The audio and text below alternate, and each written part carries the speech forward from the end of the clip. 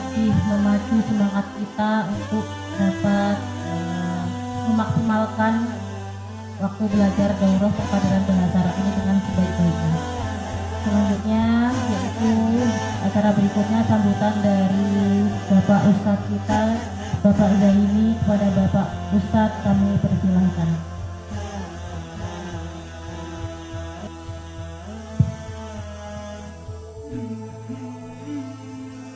Bismillahirrahmanirrahim. Assalamualaikum warahmatullahi wabarakatuh. Innal hamdalillah hamdan katsiran thayyiban mubarakan fih kama yuhibbu rabbuna wa yarda.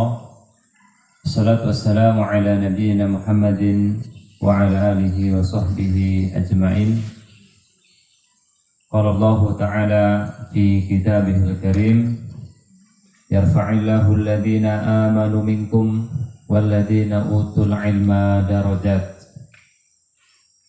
Wa qala Rasulullah sallallahu alaihi wasallam, man salaka tariqan yaltamisu fihi ilman sahhalallahu lahu bihi tariqan ila jannah. Ma'asyiral muslimin wal muslimat yang kami hormati, Al-Mukarram yang sama-sama kita hormati, pembina Yayasan Fadilatul Quran Bapak Ustadz Nur Effendi, Kursin Effendi,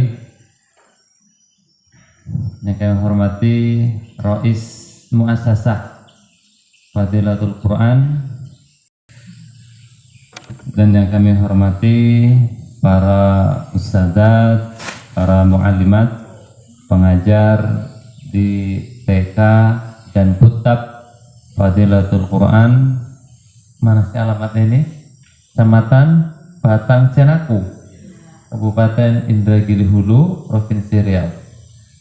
Insyaallah, barakallahu fikum jami'an.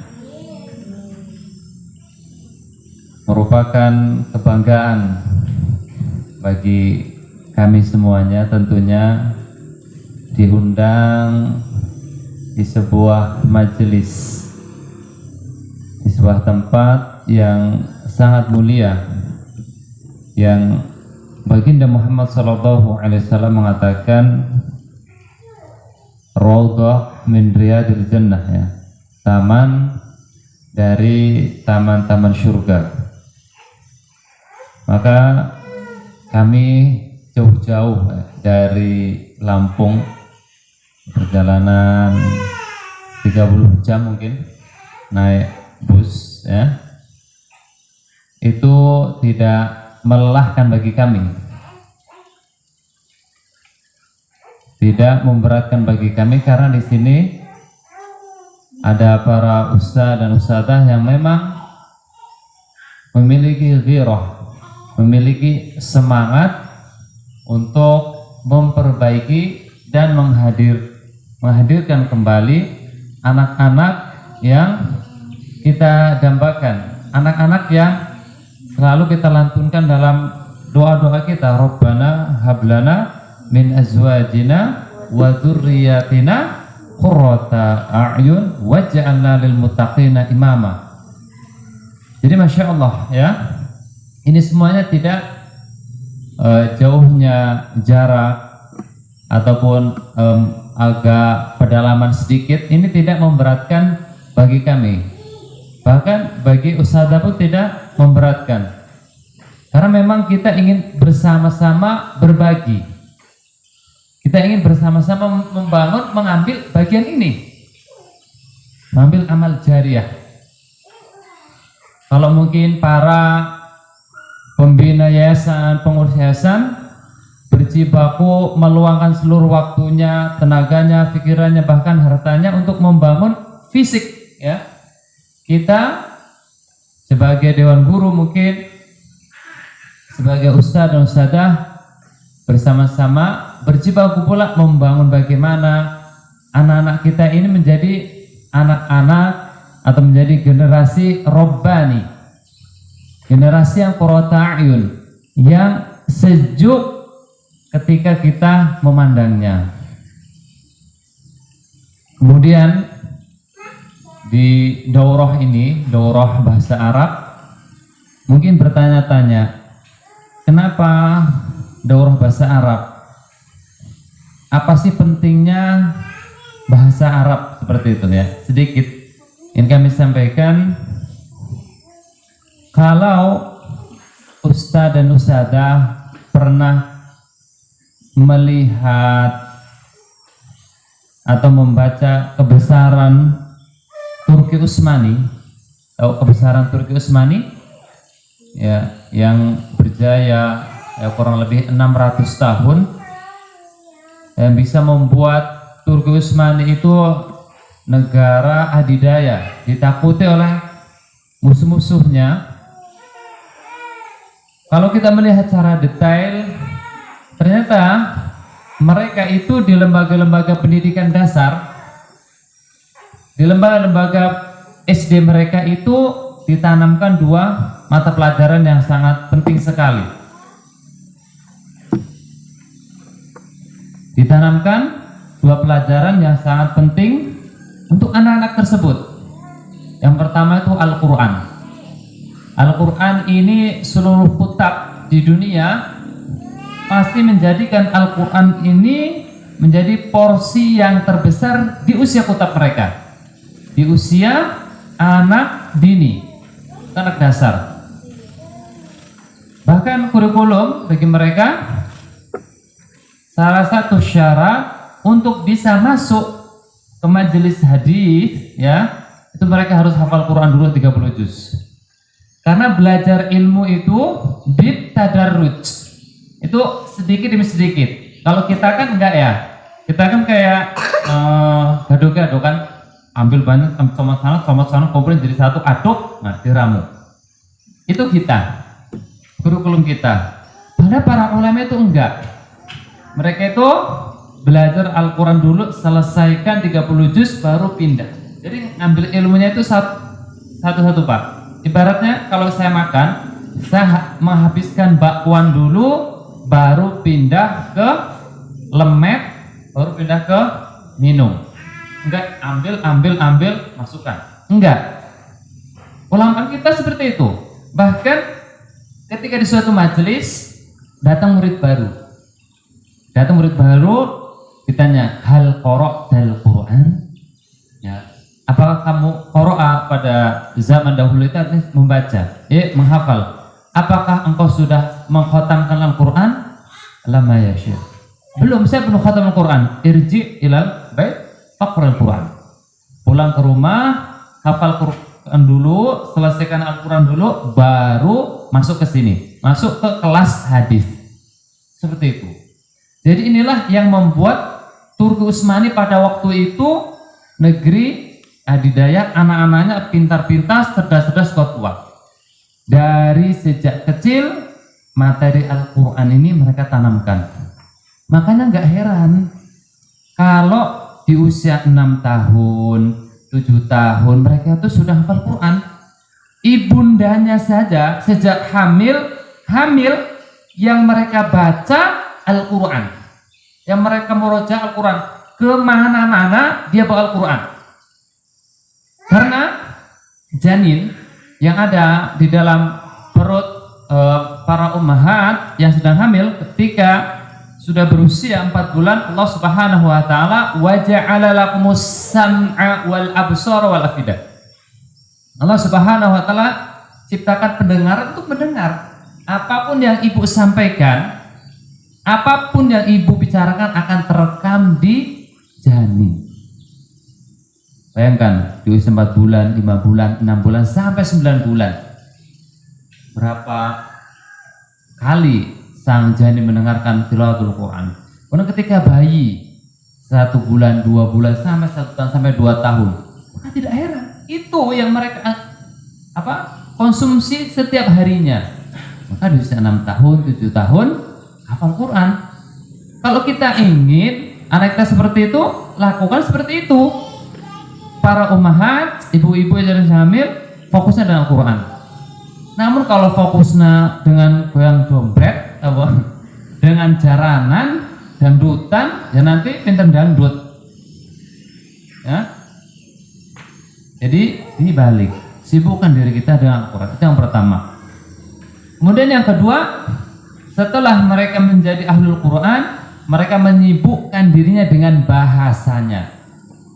Jadi dipelajarilah bahasa Al-Quran. Bahasa Al-Quran bahasa apa, Pak? Surga. Bahasa? Iya, surga, betul lah. Tapi ditulis dengan bahasa apa? Bahasa Jawa? Enggak, bahasa Arab. Tanya, kenapa harus bahasa Arab? Kenapa Al-Quran ditulis dengan bahasa Arab, tidak dengan bahasa Persia, tidak dengan bahasa Romawi, atau bahasa India, atau bahasa Jawa? Kenapa? Kenapa Al-Quran diturunkan dengan bahasa Arab dan ditulis pula dengan bahasa Arab? Baik, ketika Imam Ibnu Katsir rahimahullahu ta'ala menafsirkan Inna anzalnahu Qur'anan Arabiyyan la'allakum ta'qilun. Qur'anan Arabiyyan, bukan Qur'anan Indonesian, bukan Qur'anan Jawian lagi. Kenapa? Li'annal Arabiyyata, kan? Karena bahasa Arab itu ajmaluha. Karena bahasa Arab itu bahasa yang paling indah. Wa ashmaluha, dan bahasa yang paling sempurna. Sempurna, Pak. Jadi kalau kita belajar Al-Quran, ya, belajar agama, maaf ya, belajar Al-Quran dengan terjemahan itu bahasa Indonesia ataupun bahasa-bahasa yang lainnya itu hanya mendekatkan secara makna, bukan makna yang seutuhnya, mendekatkan. Kira-kira seperti itulah. Makanya sering ada kesalahan dalam penerjemahan karena tidak bisa diwakilkan.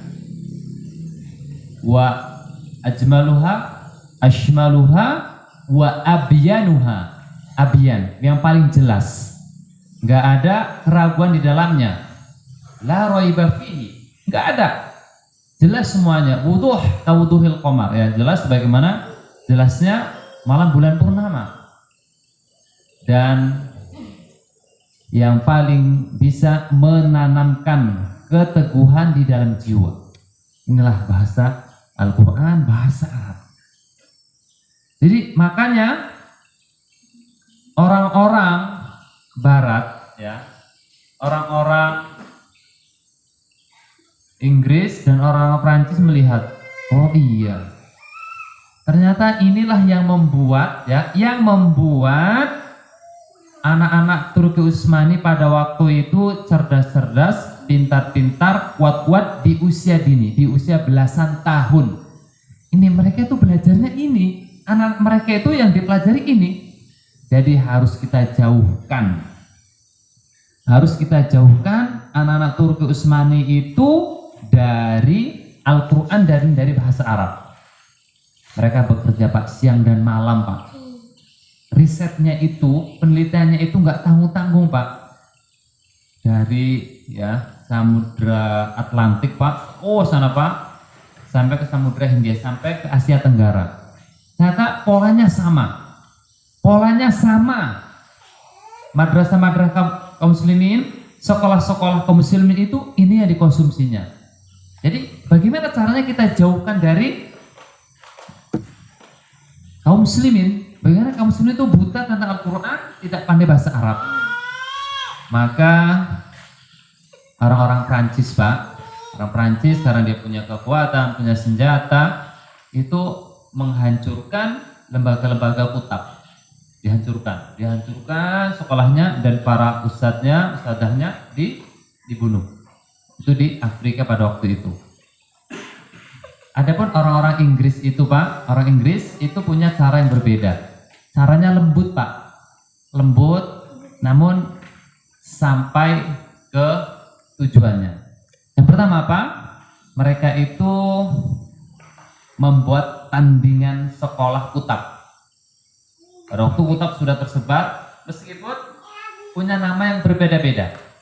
Kalau di Haramain di timur ya, di Mekah, Madinah, Hijaz itu namanya kutab. Di Afrika pun kutab. Ada namanya mahdharah nanti. Namanya ada maktab namanya. Kalau di Indonesia itu ada namanya mungkin kalau di Sumbar, Sumatera Utara ada namanya surau atau mungkin TPA pada di Sumatera ini, di Lampung atau di Jawa. Kita harus buat tandingan, yaitu dengan membuat apa? Sekolah dasar negeri SD pada hari ini. SD itu ya hasil mereka. Mau nggak mau Pak, ini saya hanya menyampaikan fakta sejarah saja. Kita di Riau ya. Baik, nanti ustadz tolong diajak, ya ustadzah diajak main ke Istana Siak sana. Istana Siak. Nah, jalan-jalan. Jadi jalan-jalannya jangan hanya ke kebun binatang. Jalan-jalan jangan hanya ke, di sini ada pantai nggak? Nggak ya? Kalau jalan-jalan kemana di sini? Ada tempat hiburannya? Kebun sawit, sambil dodos, cari brondol. Ya, main ke Istana Siak. Saya pernah main ke sana. Di sana itu ada kutab. Di sini istana, sebelahnya itu ada kutab. Nah, ternyata kutab pada waktu itu adalah sekolah milik sultan. Sekolah milik sultan. Jadi istimewa. Sultan Syarif Qasim itu punya kutab situ. Nanti Salahuddin punya kutab di situ. Jadi sekolah istimewa milik kutab. Ya, sekolah istimewa milik para sultan. Di sana ada. Kami pernah jumpa dengan salah satu alumninya. Itu usianya sudah 60-an tahun. Kalau Sebudi Azhari jumpa dengan guru kutab pada waktu itu. Setelah jumpa langsung meninggal. Seolah-olah kayaknya bertahan hidupnya beliau Empok Ruqayyah namanya, Ustadzah Ruqayyah, seolah-olah hanya untuk menunggu Ustadz Budi Azhari datang, setelah itu meninggal. Yang menyampaikan tentang kutab. Ya, kami jumpa dengan gurunya pada waktu itu selesai kutab, ya, atau selesai madrasah pada waktu itu sudah menjadi guru. Ya, di usia ya selesai dari kutab sudah menjadi guru di mana? Di sekolah dasar negeri tadi, sekolah SD tadi. Jadi kualitasnya itu diakui oleh sekolah negeri yang dibuat oleh orang Inggris dan Belanda tadi. Jadi orang-orang Inggris ingin menjauhkan kutab dengan buat sekolah dasar, ya enggak? Dulu kan bangga kan? Dulu bangga. Sekolah mana? SD negeri. Sekolah mana? Madrasah MI, itu kan malu dia, ya enggak? Ini yang pertama. Kemudian yang kedua, mereka buat isu bahwasanya orang-orang yang belajar agama itu orang-orang yang ketinggalan, orang-orang yang nggak keterima di sekolah negeri, yang hidup di tahun 90-an, 90-80, ya. Pernah nggak terbesit di mana sekolah di pondok, ya nggak? Allah, pasti nggak terima di negeri kan? Gitu. Allah, belajar di pondok, apa sih belajar di pondok? Cuma ngaji Quran, kita gundul, kita kuning, pasti ada kayak gitu. Di mana sih di pondok? Pondok itu kumuh, kotor, gatel-gatel. Pernah nggak terdengar isu itu? Nah, yang hidup tahun 90-an pasti terdengar. Ternyata ini asal usul dari sana, dari orang yang ingin menjauhkan Al-Quran dan Sunnah, yang menjauhkan Al-Quran dan bahasa Arab. Dan itu masih terasa nggak sampai hari ini? Kan sudah nggak ya? Atau masih sedikit ya? Karena sekolah-sekolah negeri hari ini, kalau sekolah negeri tok itu harus ditambah SD IT ya, baru rame, ya enggak? SD IT. Nanti jangan ada kutab IT. Oh, aduh, ikut-ikutan jadinya, ya. Kemudian yang ketiga, mereka membuat sekolah lagi, membuat sekolah yang namanya International School. Pernah dengar? Oh. Di situ la Qur'ana wala Arabiyah. Di sekolah, kalau di SD itu kan masih ada pelajaran agama. Ya enggak? Di SD itu, SD negeri, SMP negeri, SMA negeri, itu masih ada pelajaran agama. Judulnya cuma agama. Pelajaran fikih campur situ, praktek sholat semuanya pokoknya jadi satu lah. Belajar fikih di situ, rukun iman, rukun Islam, semuanya di situ, diramu jadi satu. Seminggu cuma berapa? 1 jam. Nah hasilnya kayak gitu. Keluar SD, SMP nggak bisa baca Quran, SMA negeri nggak bisa baca Quran. Kemudian yang lebih dahsyat lagi International School, internasional. Opo lah itu kan.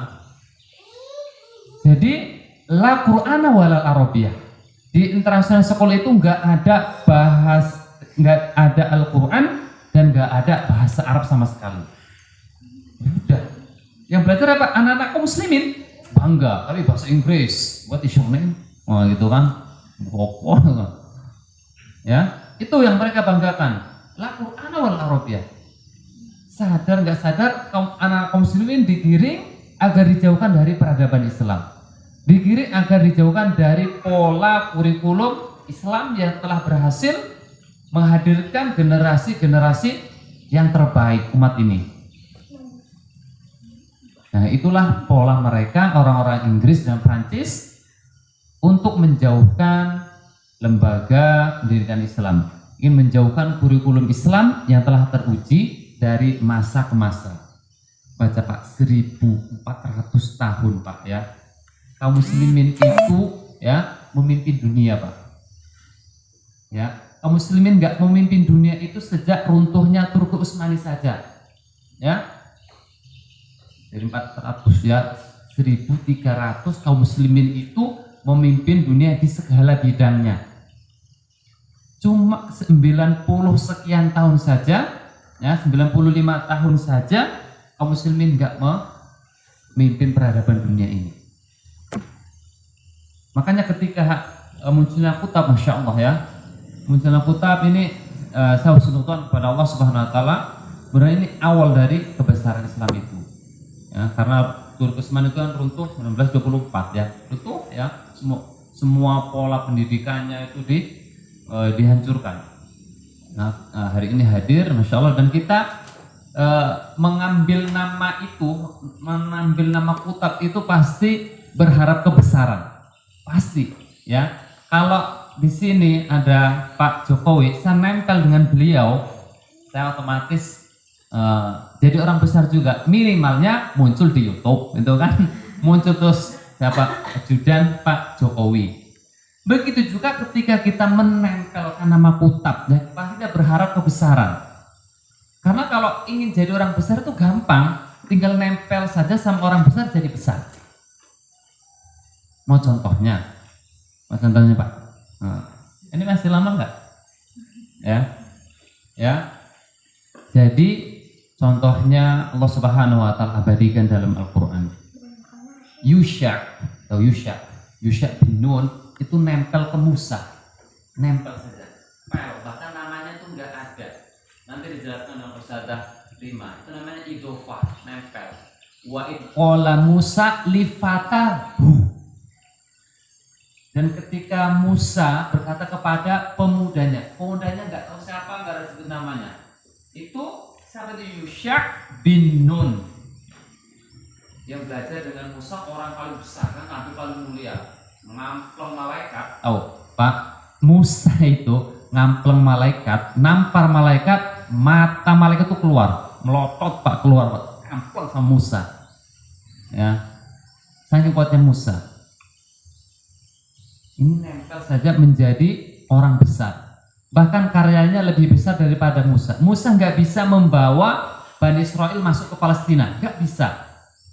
Bahkan Bani Israel mengatakan idhab anta wa rabbuka faqatila inna hahuna qa'idun.